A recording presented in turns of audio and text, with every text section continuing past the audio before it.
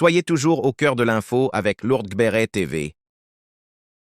Bonsoir à toutes, bonsoir à tous.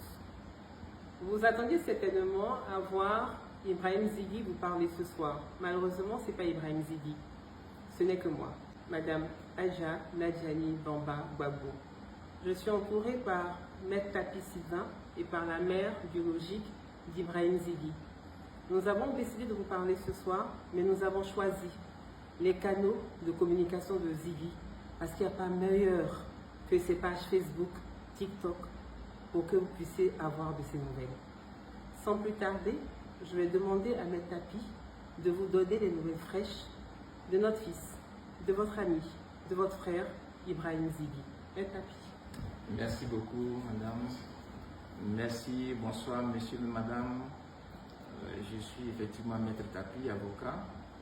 Vous vous rappelez certainement, hier vendredi 5 septembre 2025, à la demande de la famille, nous avions déposé une plainte au bureau du procureur pour enlèvement, séquestration et détention illégale. Suite à cette plainte, dans l'après-midi, des rumeurs couraient et faisaient état de ce que Zighi Ibrahim serait détenu à la Maka. Cette rumeur a persisté toute la nuit jusqu'au lendemain, donc aujourd'hui matin, jusqu'à ce que je me décide pour aller vérifier moi-même pour voir si ces rumeurs étaient fondées ou pas. Cet après-midi, je me suis rendu à la Maka et à ma grande surprise, Zighi y était.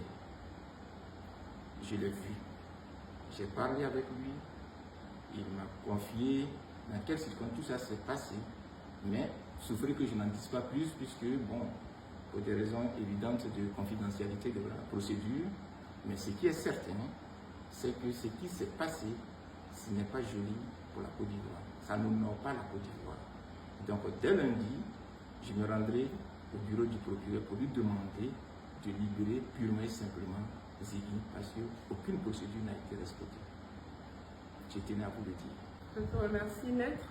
Nous allons passer aussi la mère d'Ibrahim Zighi qui a un message aussi à vous transmettre. Maman Samo, moi c'est comme ça que je vous appelle. Maman Samo. Je remercie tous les Ivoiriens. Je vous remercie. Tous les Ivoiriens de tous les pays aussi. Et c'est les hommes du monde entier qui sont en train de parler d'Ibrahim Zighi. Je vous remercie pour tout ce que vous avez fait. Et je crois qu'aujourd'hui, nous sommes en train de vous dire, le maître, l'avocat a parlé. C'est pour vous dire que les affaires suivent leur cours.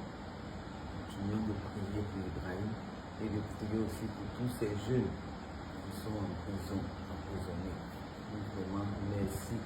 Merci à toute la Côte d'Ivoire, merci à toute la jeunesse, merci pour tout et que Dieu fasse grâce que vraiment il soit totalement libéré. Je vous remercie. Aujourd'hui, nous parlons de la détention ou de l'enlèvement, c'est plus correct, de Zighi. Mais Zighi n'est que la goutte d'eau qui a fait déborder le vase. Nous avons en détention à la Maka, Gala Kolebi, Steve Biko, Dosso Charles Rodel, pour ne citer que ceux-là, mais nous avons des militants du PDCI, nous avons des militants du GPS, nous avons donc des militants du PPACI. Nous avons à ce jour au moins 110 détenus à la Maka. Nous demandons donc leur libération pure et simple. Avant de vous laisser, je vais vous lire un texte d'un journaliste qui s'appelle M. Jean-Paul Auro. Et ce texte résume tout ce que moi j'aurais pu dire ce soir. Ibrahim Zighi, prisonnier de l'oubli, la Maka comme gouffre de l'arbitraire. Ibrahim Zighi est détenu à la Maka, pas jugé, pas entendu, pas même informé. On ne sait ni pourquoi il a été arrêté, ni par qui. On ignore ce qu'on lui reproche. Et depuis son incarcération, ni sa famille, ni son avocat n'ont pu le voir. Ce n'est pas une rumeur, ce n'est pas une exagération, c'est une information que je tiens de sources très crédibles. Et c'est précisément ce qui rend cette situation intolérable. Comment peut-on, dans un État qui se réclame de la justice et du droit, Accepter qu'un homme soit privé de liberté sans procédure, sans transparence, sans accès à la défense. La MACA, censée être une maison d'arrêt et de correction, devient ainsi le symbole d'une dérive inquiétante, celle d'une détention sans visage, sans voix, sans droit. Ce n'est pas seulement une atteinte aux libertés fondamentales, c'est une négation pure et simple de la dignité humaine. C'est le reflet d'un système qui se permet de faire disparaître des individus dans le silence, comme si leur existence pouvait être suspendue sans conséquence. Ibrahim Zighi n'est pas un nom parmi d'autres, c'est un homme, un citoyen, un être humain. Et aujourd'hui, il est enfermé sans explication, sans recours, sans justice. Nous ne pouvons pas détourner le regard.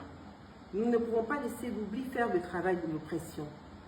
Nous devons exiger des réponses, exiger la vérité, exiger le respect des droits les plus élémentaires, car aujourd'hui c'est Ibrahim Zighi, demain ce pourrait être moi. Nous vous remercions, à bientôt.